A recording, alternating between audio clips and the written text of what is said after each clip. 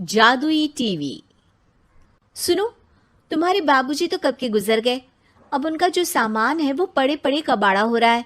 बेच ही दो, कुछ पैसे आ जाएंगी। बात तो सही है। अगले संडे फुर्सत में यही करेंगे। अगले संडे रोहित सारा सामान कबाड़ी को घर बुला के दे देता है।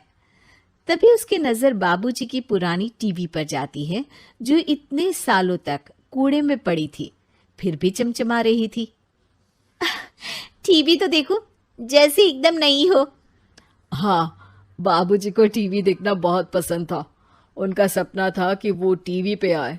एक बार मौका भी था जब वो अपने गांव के गाने सुनाने किसी चैनल पर जाने वाले थे, पर मैं और मेरा भाई लड़ पड़े और बाबूजी को घर पर ही रुकना पड़ा। चला के देखें क्या? हाँ हाँ, क्यों नहीं, देख लेते हैं। पर शायद ही चले। बाबूजी ने उस लड़ाई के दिन के बाद टीवी देखना ही छोड़ दिया था। टीवी चालू करने के लिए उसमें केबल वायर लगा दिया जाता है।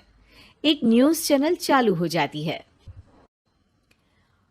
स्वर्ग की सीढ़ी के रास्ते हैं तीन, तीनों के तीन रास्ते हैं संगीन। पहला रास्ता है सांप की बीन, दूसरा रास्ता घर में बिछा कालीन, तीसरा रास्ता कलकत्ता से चीन। ये क्या बकवास खबर है, कुछ अच्छा लगा दो। अरे आप बोलो तो सही, कोई अच्छी खबर सुना देता हूं। मेरा तो काम ही खबर देना है। अरे बाप रे, टीवी बात कर रही है। हाँ, ये न्यूज वाला मुझसे। हाँ हाँ, आपसे ही तो बात करूंगा ना, आपके घर में हूं तो। अरे, ये सपना है क्या? तुम हमसे बात नहीं कर सकते? अरे सपना नहीं भाई साहब, ये टीवी जादुई टीवी है। बोलो, क्या खबर सुननी है, वरना ब्रेक लेने का टाइम आ जाएगा। सुप्रिया घबरा के टीवी बंद कर देती है। वो क्या था? अरे एक बार और चालू करके देखे, फिर से बात करेगा तो चैनल बदल देंगे। सुप्रिया फिर टीवी चालू कर देती है। अरे ऐसा कोई मुंह पे टीवी बंद करके जाता है क्या? मुझे बुरा लगा आपका नेचर। चाय पानी तो पूछो। सुप्रिया टीवी के बटन से चैनल बदल देती है। अब टीवी पर एक फिल्म चल रही है। अरे ये तो सूर्यवंशम है ना? हाँ, और ये ठाकुर को जहर की खीर दे दी और उसको पता भी नहीं है। ए भाई, खीर मत पीना, उसमें जहर है, मत पीना। ठीक है महाशय, जैसा आप कहें। हाँ। अरे, आपकी बात मान ली, पूरी पिक्चर ही अब तो बदल जाएगी। मतलब ये सच में जादुई टीवी है? तभी वहां कबाड़ी आ जाता है। भैया, टीवी के 150 रुपए दूंगा, चलेगा? अरे 1.5 करोड़ में भी ना दे तुमको ये टीवी हम।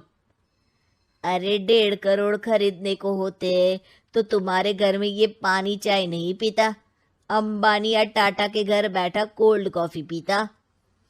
रोहित कबाड़ी का हिसाब करके उसे वहां से चलता करता है और अपने भाई शशिकांत को फोन लगा के बुलाता है।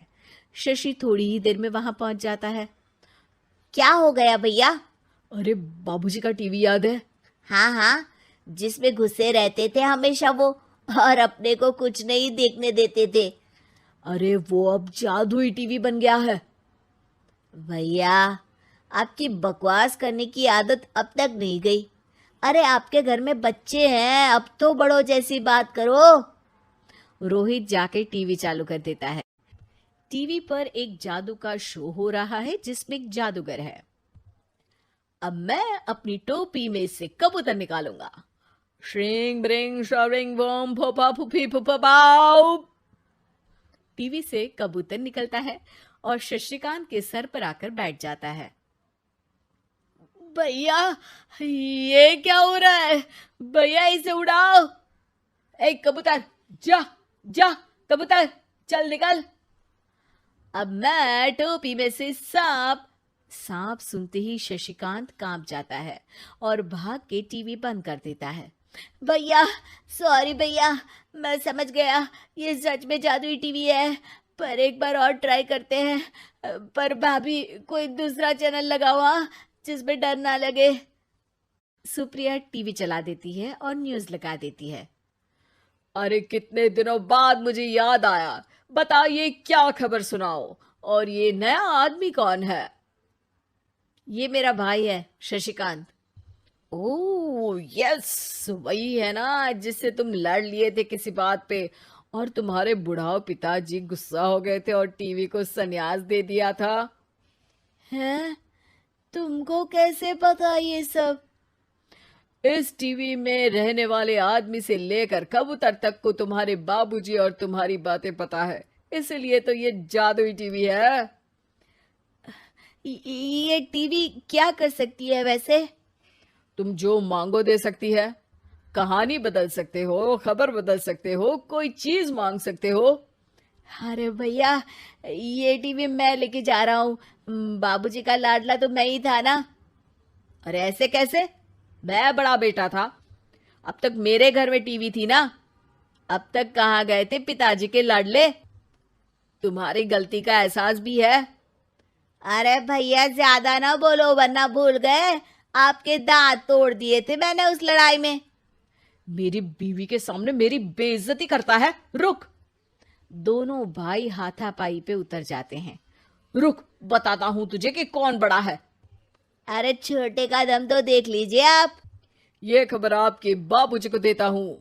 तभी टीवी अचानक बंद हो जाता है। अरे, शायद टीवी नाराज हो गया। और लड़ लो, आए बड़े खली बनने। टीवी से एक तेज रोशनी निकलती है और टीवी में बाबूजी दिखाई देते हैं। बाबूजी आप? इतना चकरा क्यों रहा है? अपने बाप को नहीं पहचानता क्या? ये तो ऐसा ही है बाबूजी। प्रणाम बाबूजी। अरे चुप कर, तुम दोनों ही उल्टे हो। तुम्हारी वजह से मैंने टीवी में आने के सपने को छोड़ दिया, तुम्हारी लड़ाई की वजह से। और तो और, जितना मैं अपनी बीवी को नहीं देखता था उतना टीवी को देखता था, वो भी छोड़ दिया तुम दोनों की लड़ाई की वजह से। और अब मरने के बाद जब मैंने टीवी को जादुई टीवी बना दिया तो भी तुम इसका फल लेने की जगह लड़ रहे हो। अरे तुम तो लायक ही नहीं हो। अब तुमको बाबा जी का ठुल्लू भी नहीं मिलेगा। बाबूजी चले जाते हैं। टीवी बंद हो जाता है। रोहित और शशिकांत गिड़गिड़ा के टीवी के सामने हाथ जोड़ के बाबूजी को बुलाते हैं, पर टीवी सिर्फ धुआं निकालता रहता है।